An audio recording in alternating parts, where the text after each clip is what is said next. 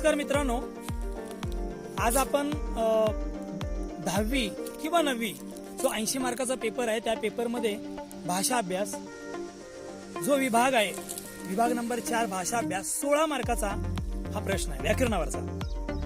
तो व्याकरणावरचा प्रश्न आपण ज्यावेळी लिहित असताना व्याकरणाच्या प्रश्नाची जी सुरुवात होते तशी आपण सुरुवात करूया. आता तो पहिल्या 4 मार्काचा जो प्रश्न आहे त्याची आपण सुरुवात करूया.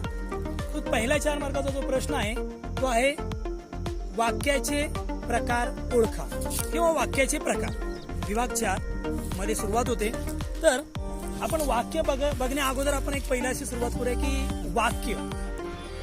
आता वाक्य म्हणजे ठीक आहे वाक्य, मग वाक्य बघण्या अगोदर आपण पहिलं अक्षर बघूया. अक्षर म्हणजे काय? अ, प, क, ड, म, त, थ हे सगळी अक्षर आली.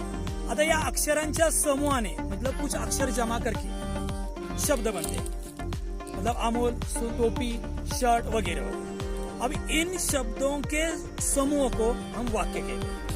सिर्फ शब्दों का समूह नहीं, अर्थपूर्ण शब्दों के समूह को हम लोग वाक्य कहते हैं.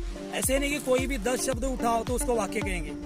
असं नाहीये की 10 शब्द आपण सरळ सरळ सरळ सरळ लिहित गेलो की वाक्य बनतं. अर्थपूर्ण शब्दांचा समूह म्हणजे वाक्य. आता वाक्य समजलं, मग या वाक्यांचे प्रकार किती? आता अर्थानुसार वाक्यांचे प्रकार आहेत आणि विधानानुसार वाक्यांचे प्रकार आहेत, परंतु आपण सध्या अर्थानुसारच वाक्यांचे प्रकार बघूया. पहिलं वाक्याचा प्रकार, वाक्याचे प्रकार 4. किती वाक्याचे प्रकार प्रमुख? 4 आहेत. पहिलं वाक्याचा प्रकार आहे विधानार्थी वाक्य, दुसरा आहे प्रश्नार्थी वाक्य, तिसरा आहे उद्गारार्थी वाक्य आणि चौथा प्रकार आहे आज्ञार्थी वाक्य. आता वाक्याचे प्रकार 4 पाहिल्यानंतर पहिला विधानार्थी, दुसरा प्रश्नार्थी, तिसरा उद्गारार्थी, चौथा आज्ञार्थी. ज्या वाक्यामध्ये एक सरळ स्टेटमेंट केले जाते, हे टाइप्स ऑफ सेंटेन्स, याच्यामध्ये आपण जर बघितलं तर ज्या वाक्यामध्ये एक सरळ सिंपल स्टेटमेंट दिलं जातं, एक सरळ विधान केलं जातं, कुछ जानकारी दी जाती है, कुछ जानकारी दी जाती है, कुछ बताया जाता है, उसको विधानार्थी वाक्य कहते हैं. आता एक उदाहरण तौर पर हम लोग लेते हैं, एक उदाहरण के आधार पर हम लोग एक वाक्य लेते हैं की पूजा आत्ताच शाळेत गेली. पूजा आत्ताच शाळेत गेली. काहीतरी याच्यामध्ये जानकारी दिली, कुछ तो इसमें काहीतरी याच्यामध्ये माहिती दिली, आपल्याला काहीतरी सांगितलं, काहीतरी माहिती दिली. इसीलिए विधानार्थी वाक्य एक सिंपल ट्रिक है इसमें कि कुछ बताया जाता है, कुछ समझाया जाता है, एक सिंपल स्टेटमेंट किया जाता है. रमेश काल आला नव्हता, रमेश काल नहीं आया था, सिंपल स्टेटमेंट. मी काल गावी गेलो होतो, त्याचे कपडे वेगवेगळे आहेत, त्याचे कपडे वेगवेगळे आहेत. डॉक्टर आपल्या सेवेसाठी आहेत. आता ही जे 1 number 2 number 3 number 4 number 5 number 6 number जी वाक्य आहेत, स्टेटमेंट आहेत, हे सगळे विधानार्थी वाक्य. विधानार्थी वाक्य म्हणजे साधी सरळ सोपी गोष्ट. कशाला विधानार्थी वाक्य म्हणायचं? ज्या वाक्याची सुरुवात कर्त्याने होते आणि शेवटी फुल स्टॉप, त्याला विधानार्थी वाक्य म्हणायचं. आता दुसरं की प्रश्नार्थी वाक्य, इंटरगेटिव्ह सेंटेन्स, ज्या वाक्यामध्ये प्रश्न विचारला जातो. कोणतंही वाक्य असू दे, जे तुम्हाला परीक्षेमध्ये वाक्य आले, ज्या वाक्यामध्ये प्रश्न विचारला जातो ते वाक्य प्रश्नार्थी वाक्य. दुसरं सिंपल सरळ साधी गोष्ट ओळखण्याची. दुसरी साधी गोष्ट अशी आहे की ज्या वाक्यामध्ये शेवटी प्रश्नचिन्ह असतं ते वाक्य प्रश्नार्थी वाक्य. बरोबर आहे? प्रश्नचिन्ह असतं किंवा प्रश्न विचारला जातो ते वाक्य प्रश्नार्थी वाक्य. आता एक उदाहरण के तौर पर, एक उदाहरण म्हणून आपण बघूया. विमान प्रवास कोणाला आवडत नाही? विमान प्रवास कोणाला आवडत नाही? किसको हवाई यात्रा पसंद नहीं है? सबको पसंद है. कोणाला? कोणाला ये शब्द हमें प्रश्न का बोध करता है. या शब्दावरून, कोणाला या शब्दावरून आपणाला प्रश्न विचारला आहे याचा बोध होतो, म्हणून ते वाक्य प्रश्नार्थी. दुसरं की जगी सर्व सुखी कोण आहे? दुनिया में सबसे सुखी कोण आहे? या दुनिया में सुखी कोण आहे? कोण या शब्दामधून प्रश्न विचारलाय याचा बोध होतो, म्हणून त्याला प्रश्नार्थी वाक्य घेतले नाही. तिसरा वाक्य, घर गावाबाहेर का घेतले नाही? का? प्रश्नाचा बोध होतो, म्हणून हे वाक्य प्रश्नार्थी वाक्य.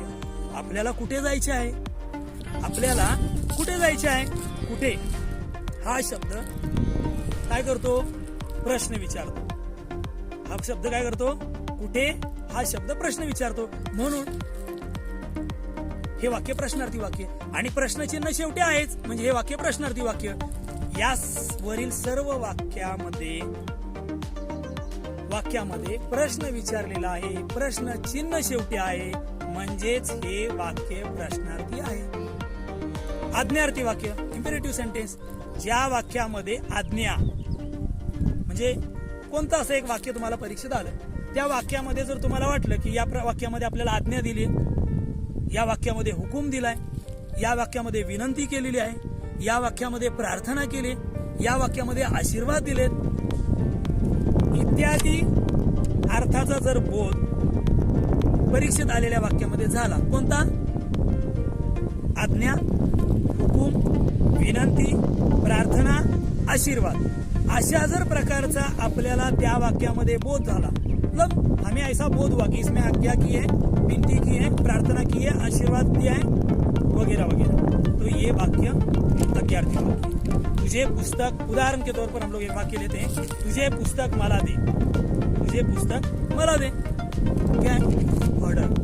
आज्ञा, दे अन ऑर्डर, दे अन ऑर्डर, आज्ञा दिलेली आहे, म्हणून हे वाक्य आज्ञा. कर म्हणतोय म्हणजे आदेश नाही दिलेला, तेव्हा तू मला पास कर याचा अर्थ आपण त्याला रिक्वेस्ट केली, म्हणून काय? आज्ञार्थी वाक्य. संदेश, घराच्या बाहेर हो, संदेश घर के बाहर हो, हुकुम कमांड है, आज्ञार्थी वाक्य. मतलब दे, हो, कर, इसमें कमांड दी है, प्रार्थना किया है, विनती की है, वगैरह वगैरह. तो देवा, देवा करोना जाऊ दे, देवा करोना जाऊ दे, प्रार्थना केली, याचाच अर्थ काय होतो? आज्ञा आहे, आज्ञार्थी वाक्य आहे. म्हणजे चौथं वाक्य घेऊया, तुझ्या सहवासात तरी मला आनंद मिळू दे, तुम्हारे सहवास में तुझे आनंद मिलने दे. क्या किया है? रिक्वेस्ट, विनती की है, म्हणून हे वाक्य आज्ञार्थी वाक्य.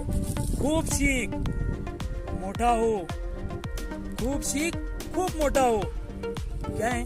आशीर्वाद, म्हणून हे वाक्य आज्ञार्थी वाक्य. उद्गारार्थी वाक्य, एक्सक्लेमेटरी सेंटेन्स, की ज्या वाक्यामध्ये एखादी भावना, चौथा प्रकार हम लोग वाक्य का देख रहे, उद्गारार्थी वाक्य, ज्या वाक्यामध्ये एखादी भावना दर्शविणारा शब्द, ज्या वाक्यामध्ये एखादी भावना दर्शवणारा उद्गार असतो त्या वाक्याला उद्गारार्थी वाक्य म्हणतात. आणि या वाक्याच्या शेवटी उद्गारवाचक चिन्ह असते, दिसा डंडी और उसके नीचे पूर्णविराम.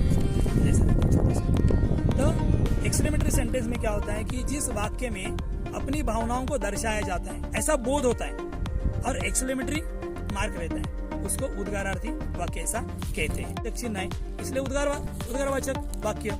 किती सोपी कविता आहे ही, किती सोपी कविता आहे. एक्सक्लेमेटरी मार्क, उद्गारवाचक चिन्ह शेवटी, आणि किती, इससे बोध होता है की हे उद्गारवाचक वाक्य. किती या वाक्यामध्ये किती हा भावना दर्शवणारा शब्द आहे. म्हणजे बाप रे केवढा मोठा साप हा, बाप रे केवढा मोठा साप हा, एक उदाहरण के तौर पर लेंगे तो केवढा मोठा, बाप रे, यह भावना दर्शवणारा शब्द है, क्योंकि इन शब्दों से भावना का बोध होता है, इसीलिए उद्गारवाचक वाक्य है ये. बाप रे केवढा, किती उंच आहे ही इमारत, किती छान आहे ही कैरी, कैरी किती छान आहे ही कैरी. इसका मतलब है कि किती इस शब्द से भावनाओं का बोध होता है, इसीलिए ये वाक्य उद्गारवाचक वाक्य है. अभी मैं आपको बताता हूं कि वाक्य होकारार्थी वाक्य में हा का बोध होता है, नकारार्थी वाक्य में ना का बोध होता है. जैसे धूम्रपान करू नये, धूम्रपान मतलब बीड़ी सिगरेट, करू नये नकारार्थी वाक्य. और सेम वाक्य होकारार्थी में आएगा कि धूम्रपान टाळावे, मतलब नकारार्थी वाक्य में ना का बोध होता है और होकारार्थी वाक्य में हा का बोध होता है, लेकिन वाक्य का अर्थ दोनों में भी वही होता है.